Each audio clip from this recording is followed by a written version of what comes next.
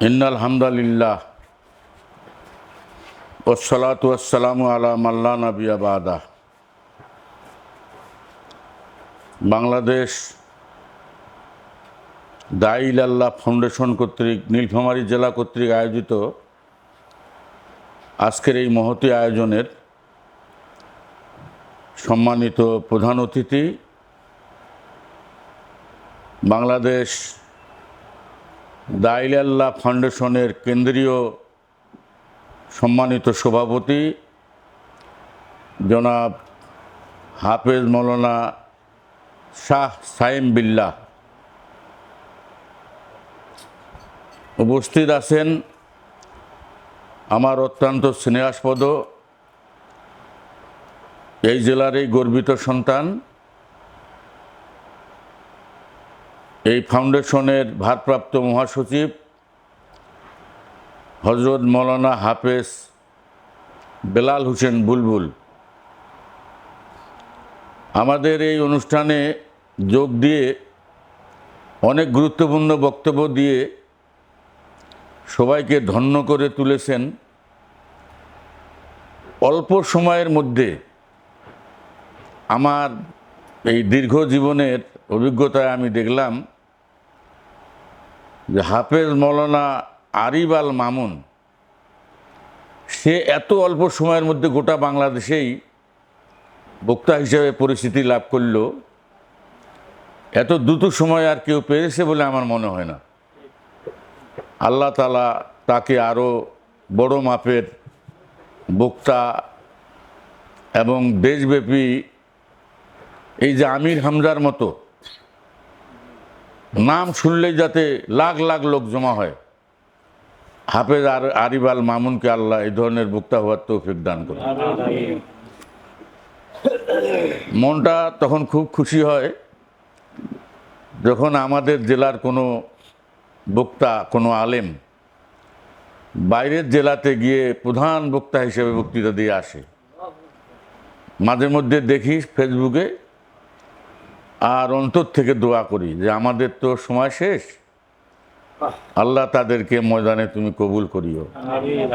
দীর্ঘ জীবন এবং সুস্থ জীবন আল্লাহর বড় নিয়ামত।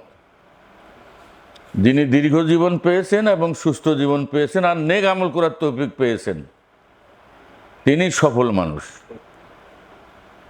হযরত আবু বকর সিদ্দিক রাদিয়াল্লাহু তাআলা আনহুর ইন্তিকালের পর হযরত উমর রাদিয়াল্লাহু তাআলা আনহু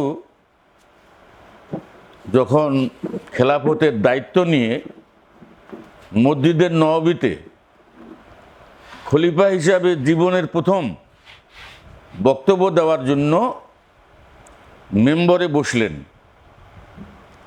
তো মেম্বরের তো 3টা সিঁড়ি। প্রথম সিঁড়িতে রাসূলুল্লাহ সাল্লাল্লাহু আলাইহি ওয়াসাল্লাম বসতেন।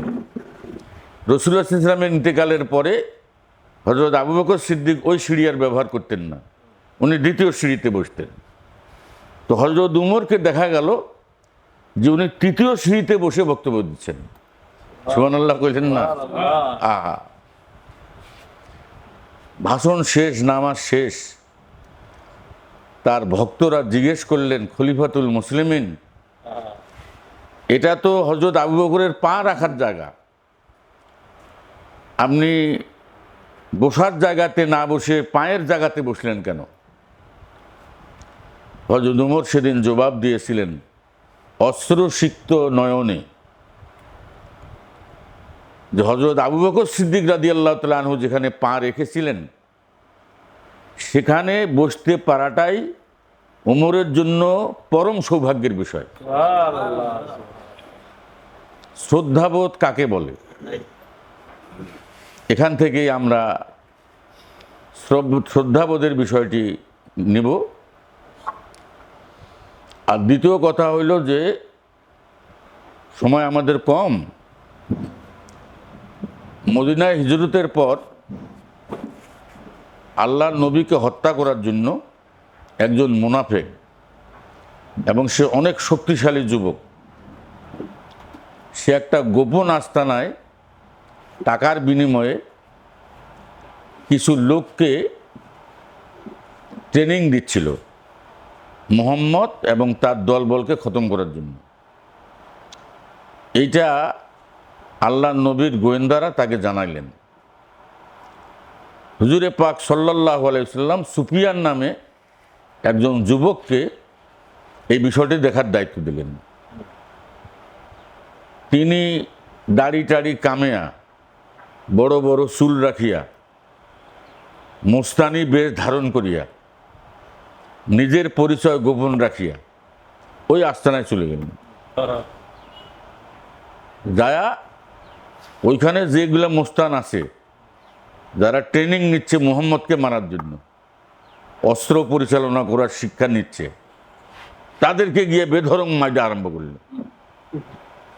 এখন এর শক্তি দেখিয়া ওই নেতা যে এই কামটা নেতৃত্ব দিচ্ছিল, তার এই বাহুর বল দেখিয়া তাকে বলল যে তুমি এখন আমার মানে সেকেন্ড ইন কমান্ড, আমি ফার্স্ট ইন কমান্ড, তুমি সেকেন্ড ইন কমান্ড হিসেবে দায়িত্ব পালন করে দেবে। রাত্রে একসাথে শুইতে খাওয়া দাওয়া করে ওই জঘন্য লিডার মুহাম্মদ সাল্লাল্লাহু আলাইহি ওয়াসাল্লামের হত্যার মূল পরিকল্পনাকারী ও কিন্তু নাক ডেকে ঘুমাইত। যখন সে কঠিনভাবে নাক ডেকে ঘুমাচ্ছিল, তখন এই যে নবী যাকে দায়িত্ব দিয়েছেন বিষয়টা দেখার জন্য, সে তার লুকায়িত তরবারি বের করে ঠিক মতো তাকে জবাই করল। জবাই করিয়া ওর মাথাটা একটা ব্যাগের ভিতরে নিয়ে, মানে এখন তো অনেক ক্লান্ত, ওই পথ চোরা পথে রওনা করলেন। পথিমধ্যে ইতিহাসে লেখা আছে, একজন মহিলা পায়খানা করার জন্য বেদনা রাখিয়া পায়খানা করতেছিল। এমন পিপাসার্থ হয়েছে লোকটা, ওই যে সাহাবি, তখন ওই সুফিয়ান ওই বেদনা আস্তে করে সারকে নিগাইছে। বেদনা সারকিবার দেখিয়া ওই মহিলা ভয়ে পালাইছে।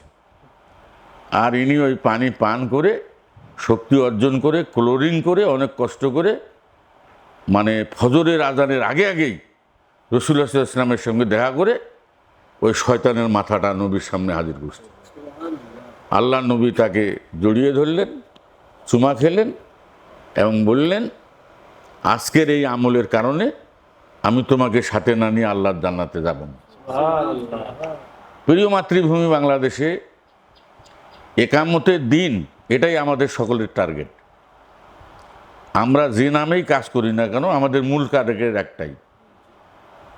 এই মূল টার্গেটকে কেন্দ্র করে আমরা যদি সুশৃঙ্খলভাবে প্রতিটি সংগঠন, বিশেষ করে দাঈ ইলাল্লাহ ফাউন্ডেশন, আমরা যদি এগিয়ে যেতে পারি, তাহলে সত্যিকার অর্থে কাঙ্ক্ষিত মাকসুদে আমরা ইনশাআল্লাহ পৌঁছতে পারব।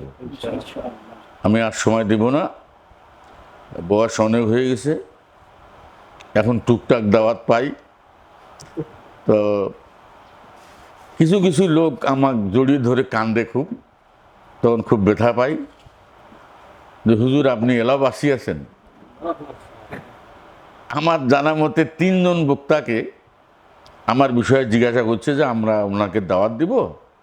ওরা আবার বক্তাগুলোর নামও করছে আমার, যেটা আরিফ আল মামুন কইল, বলছে না উনি তো এখন অসল, উনি ওয়াজ করিয়া পারেন। 3টা বক্তাই কথা কইছে, কোথাটা বলছেন। তো মানুষের অন্তরে যদি কারো প্রতি হিংসা থাকে, আর আরেকটা কথা বলি, শেষ করব, এই যে আমরা এজাহার হওয়ার জন্য, যেটাকে কি বলা হচ্ছে এখন, ওই যে ভাইরাল হওয়ার জন্য যদি কোনো কাজ করে থাকি, তাহলে সেটা আল্লাহর দরবারে কবুল হবে না। এ ভাইরাল পর্যন্তই, একে শেষ পর্যন্ত জাহান্নামে যাইতে হবে। এটা তো একটা পরিষ্কার হাদিসেই আছে, এ ব্যাপারে তো জানেনি। অতএব ভাইরাল হওয়ার নিয়াত কেউ করবেন না। আল্লাহ যাতে কবুল করেন, আল্লাহ যাতে রাজি খুশি হন আমার প্রতি, এই নিয়তেই কাজ করেন, আল্লাহ বরকত দিবেন। এই প্রত্যাশায় সবাইকে একরাশ প্রীতি ও শুভেচ্ছা নিবেদন করে আমার ক্ষুদ্র আলোচনা এখানে শেষ করছি। আসসালামু আলাইকুম ওয়া রাহমাতুল্লাহ।